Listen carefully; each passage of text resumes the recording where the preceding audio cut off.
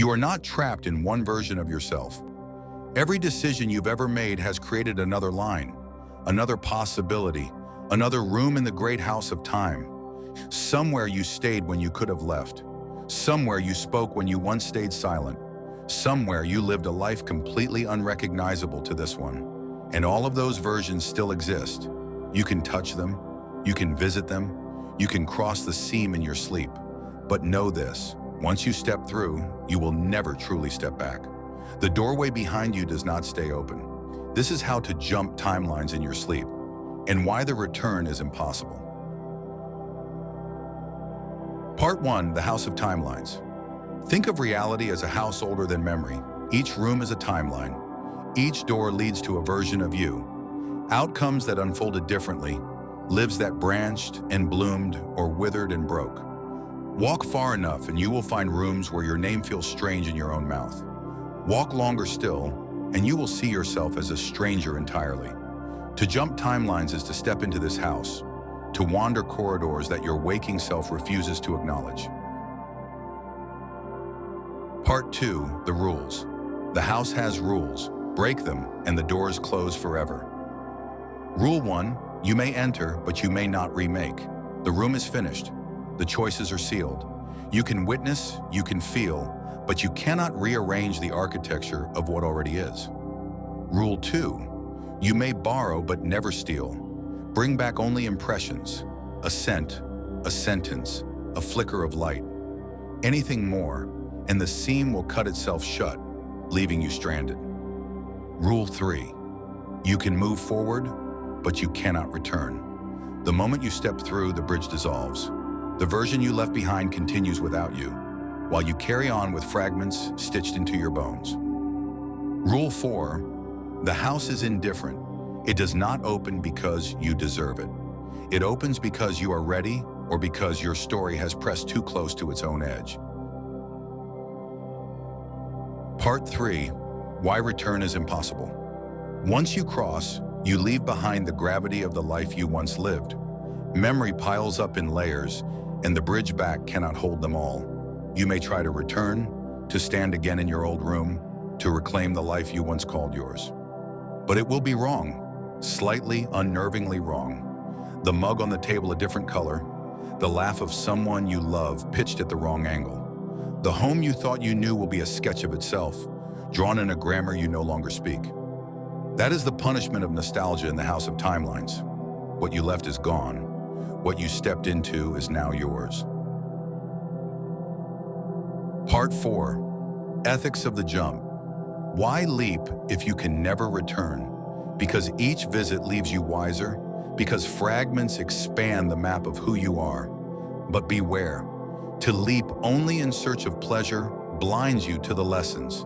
To spy on those you once loved is cruelty disguised as longing. To linger only in worlds where you are adored is to trap yourself in a hall of mirrors. Ask yourself before you cross, am I here to grow, or am I here to feed a hunger? The answer shapes the doors that open. Part 5, preparation. Crossing is not chance, it is ritual. You need 4 things. 1, intent, a precise moment, not vague desire. The house responds to specificity, not greed. 2, anchor, something that belongs only to you. A scent etched in memory, a word that steadies you, a rhythm that pulses in your chest. This tether keeps you from being lost. 3rd phrase, a line of private grammar spoken the same way each time. This is your key. 4, patience, the most difficult of all. The house opens when it chooses, not when commanded. Part 6, the method, fictional choreography. Think of this not as fact, but as theater, a drama you perform for the house. Step 1, time the tide.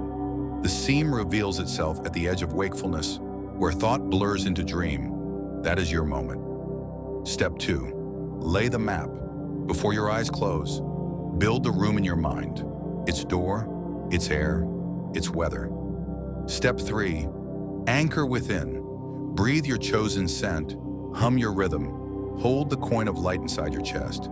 Step 4, speak the phrase, softly, steadily. Not as prayer, not as command, but as if reminding yourself of a secret. Step 5. Step through. You will know when the world shifts, when gravity feels new, when air has texture. Do not rush. Name one thing and let the room show itself. Step 6. Take one gift, only one, a sentence, a smell, a flicker of light. More will unravel you. Step 7. Return. When the tide pulls, breathe your anchor, repeat your phrase, and let yourself wake. Part 7. Rooms you may find.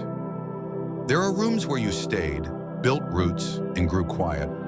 Rooms where you left, took risks, and paid in scars. Rooms where silence became speech, where absence became presence. Rooms where you were loved differently or not at all. Rooms where every choice costs more than you imagine. Each room is partial, each room is real, none are perfect. Part 8. Costs of crossing. Every jump carries a price. Resonance. You carry songs no one else has heard. Dissonance. Your stories fracture, details slip. People look at you sideways. Longing. You ache for lives you touch but cannot keep. Erosion. Each crossing thins the veil. Too many and the house begins to recognize you too easily. Part 9. When things go wrong. The house is not cruel, but it is indifferent. If you wake displaced, everything slightly wrong, ground yourself in sensation, taste, smell, sound. Remind your bones which world they belong to. If you grow addicted, create rituals of closure. Write a sentence about each visit, burn it, plant the ashes. Let the earth carry what you cannot. If another self pushes through, give them voice. Write them, paint them, let them speak. Integration is survival. Part 10. Parables that could be. There was someone who visited the room where they'd never left their town. They returned with soil still clinging to their hands and spent their days teaching others to grow life from forgotten spaces. There was someone who met the sibling they had lost. They returned not to force reunion, but to write a letter that finally eased their grief. There was someone who sat on a porch with an old love. They returned not with longing, but with peace. None of these stories are real, and all of them could be. Part 11. The true gift. The house does not exist to let you escape. It exists to make you present. Visiting other rooms sharpens your vision for this one. The way your neighbor plants tomatoes, the exact way a friend laughs at midnight, the fragile, ordinary miracles you overlook until you glimpse the lives where they never happened. The true gift of jumping is not another timeline. It is reverence for this one. Tonight, fold your intent like a paper boat. Place it on the river of your breath. Watch it drift. If the house opens, step lightly, look carefully, leave gently. And when you return, be here, entirely, not half, not borrowed, not scattered. Because the greatest timeline is not the one you visit. It is the one you are still writing.